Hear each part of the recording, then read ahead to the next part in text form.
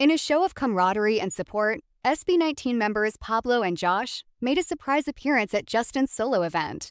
The two members attended a recent industry summit earlier in the day and then headed straight to the event to cheer on their co-member.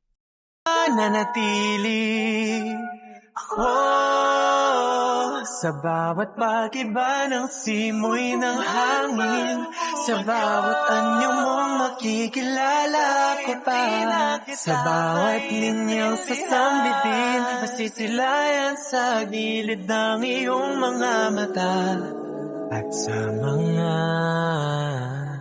dahon lalapit sa langit, mahaba o maikli man ang yugto.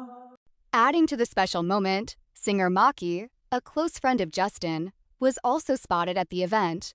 Maki's presence was met with excitement from fans, further highlighting the strong bonds within the music community. Of dahon. Sa NDSD, maraming salamat po sa pag-support na syempre ang aking mga mais. Thank you so much. Thank you so much for nakikita ko sa mga mata niyo how you really listen and appreciate the song. Ay!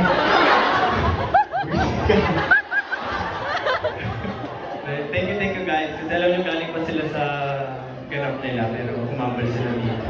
Kaya nag-delete tayo ng mga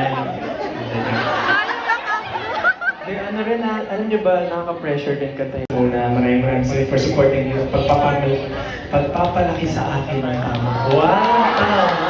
Ang bagal ng mukha.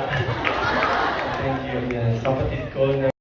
The event showcased Justin's impressive solo performance, and the support from Pablo, Josh, and Maki underscored the unity and friendship among artists. Fans are now eagerly looking forward to more collaborations and heartfelt moments from the talented group.